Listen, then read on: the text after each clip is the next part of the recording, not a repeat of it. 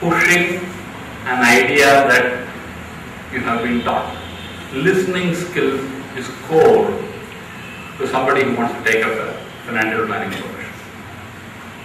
Okay. So that's broadly the whole thing. And let us see what happens in the life of a financial planner. What all does he do? When you meet somebody, they typically have three core needs, financial needs. One is to manage and mitigate risks. Second is to focus on saving. And when I say saving, it is not about making profits. And third is a growth need. So all that you will be trained about is to identify the three different needs and address them in three different manners. And the normal mistake that most of us make is we mix the three needs and deliver products which don't necessarily reflect the needs of the customer. So understand the three needs. But the first one, risk. Second is savings. A lot of times people keep asking, is this the right time to invest? And I hear planners come and say, yes, this is the right time to invest because the market is low. When the market is 22,000, they will still come and say, this is the right time to invest because market will touch 25,000. In both the scenarios, the reason for which they are making me invest is wrong. There is nothing called an absolute low and there is nothing called an absolute high. And it's very, very funny when you watch this NDTV profits and CNBCs where experts with nice jackets like mine come and say, yeah, market is bound to have correction and it will go out the next day. And you sleep, you get in, you start the next day the market crashes. You'll have the same person walking in and say that this is because there is a Europe fear. Post the event, it's very, very, very easy to give an explanation. And it's extremely important for you to recognize your limitation of being unable to predict how the markets are going to move. So, when my friend advised me to save when the market is at 16,000 and when the same friend advised me to invest in the market at 20,000, he is right only for the reason that if it is a savings need, you say today is the right time. But at the same time, if it is a growth need, then the whole game is different. The whole game is about investment management, delivering alphas, investing in a portfolio with high risk by bringing in securities which have high betas. I suppose in financial management you have studied all that, right? Okay. That is not the business of a financial planner. That's the business of a portfolio manager. So never get into this trap of trying to advise folks on when to get into the market and when to get out. And never take credit when your customer makes money, because you will not know who to look at and where to hide your face when he loses money. Okay, so financial planning profession is not about helping people make money. It is about guiding people to live their lives. And which is exactly why I said it is like a teaching profession. It's extremely important to recognize the fact that if you take up a financial planning career, you will be able to constructively engage and influence people's lives even if they lose money. And the success of your performance as a financial planner is about your ability to look into the eyes of your customer. when things go fine, when things don't go fine. You should be able to look at him into the eyes, and which is why we are going to hear subsequently about concepts like Miss Sales and things like that. And it is not just about being noble, it's not just about being right, but that's the way it's going to be. Miss Sales is not going to be an easy conversation going forward. And Miss Sales is a very, very costly proposition. Forget from a business perspective, from your personal perspective, where you will end up losing friends. Okay, so it's extremely important for you to look at your financial planning certification, financial planning learning as one of the most significant opportunities for you to influence the lives of people and at the same time make money. Okay, in all of this nobility conversations, I consciously kept the topic of making money away. You will make money when you deliver value. This is the basic business premise.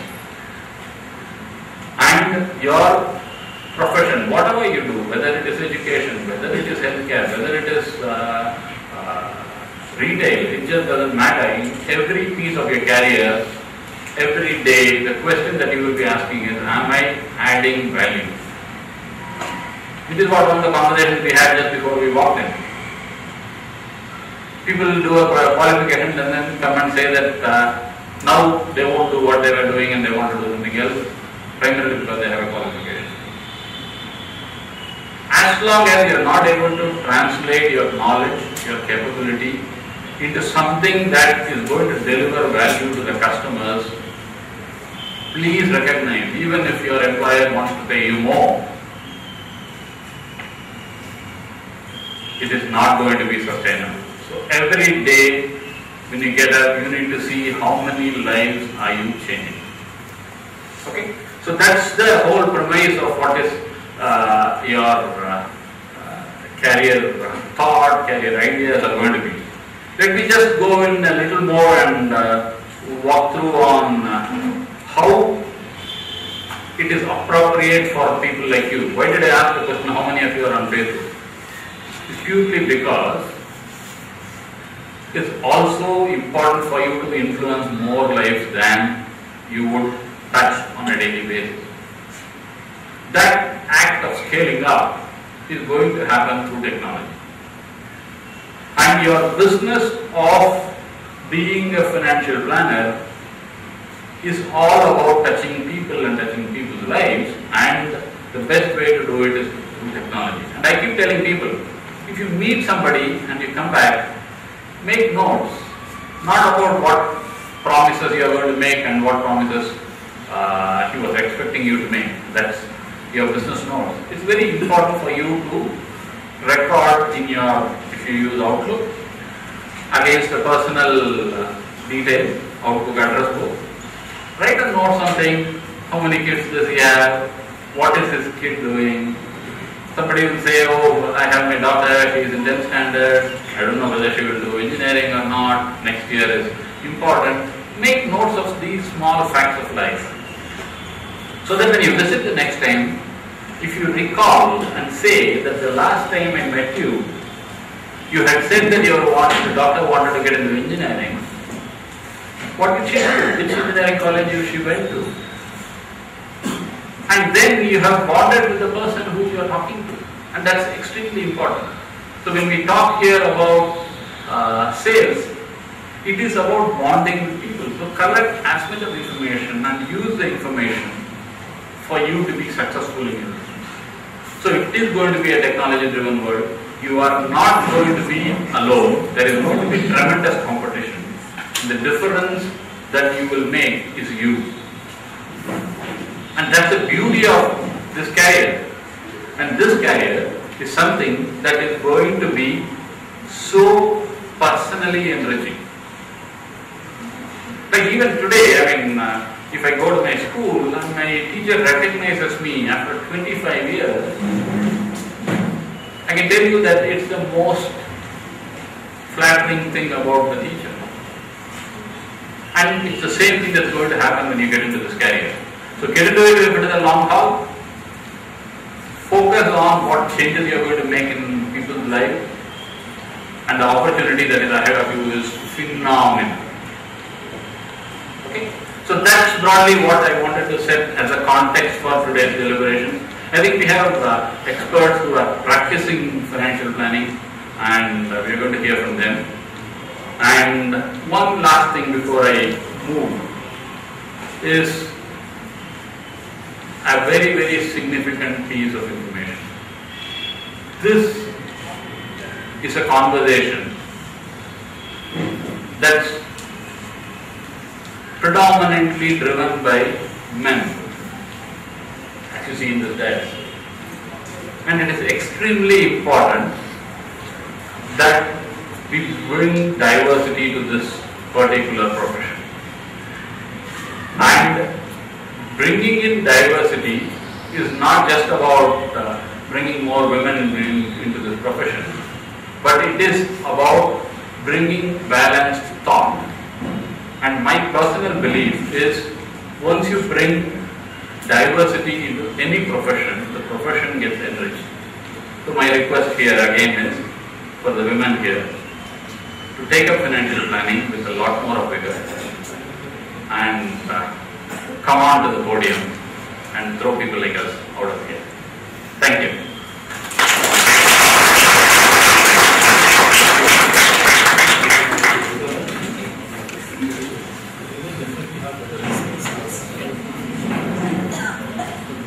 I request Suresh sir to give away the momentum to achieve this.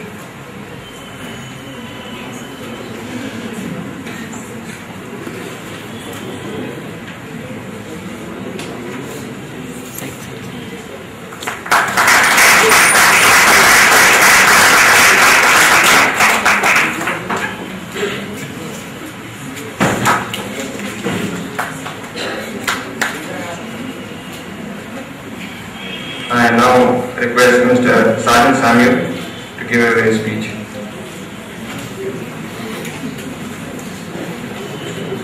Yeah, thank you, Ravi.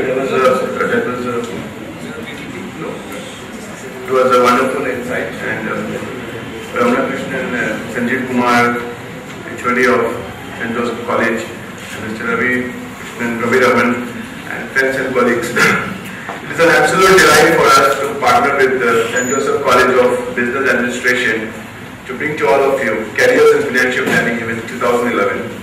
Indian Finance Minister Mr. Pranav Mukherjee at the International Monetary Event is happening at Washington DC is still optimistic of an 8% GDP growth. Let me set the context right. The Indian economy, as you all know, is the fourth largest economy in the world in terms of purchasing power parity. It is also one of the most attractive destinations for business and investment opportunities due to huge manpower base, diversified natural resources, and strong macroeconomic fundamentals. Also, the process of economic reforms, which was initiated during Dr. Manmohan Singh, when he was the finance minister since 1991, has been providing an investor-friendly environment through a liberalized policy framework spanning the whole economy. Indian public has been very conventional with their money. Fixed deposit, recurring schemes still continue to be the front. Very few people understand and invest in equity market. People take insurance for the rupee multiplier effect and not to ensure either their life or their close one's life. We have left behind Levi's and Adidas in the museum, and we are looking at Bosch, Gucci and Mercedes. India has one of the highest household savings rate globally, yet the average capital net worth, per capita net worth in India in 2006 was only 24.7% of the world's average. The reason behind this is the investment pattern of Indian household savings. 35% of household savings are channeled into physical assets such as property and gold. In 2010 alone, Indians have bought 963 tons of gold worth 1.73 lakh crore. As the economic trends, the development path, households' discretionary spend will rise. This might also lead to reduced savings and increased spending. This underlines a need for change in household portfolio strategy in favor of building net worth through the acquisition of wealth-generating assets. By doing so, the reduction in savings can be more than offset by the increase in the net worth of the household, thereby creating a positive wealth effect. Time and again, it has been proved that equities are the best options for wealth creation. Over the long term, they have seen the highest return among all asset classes, and even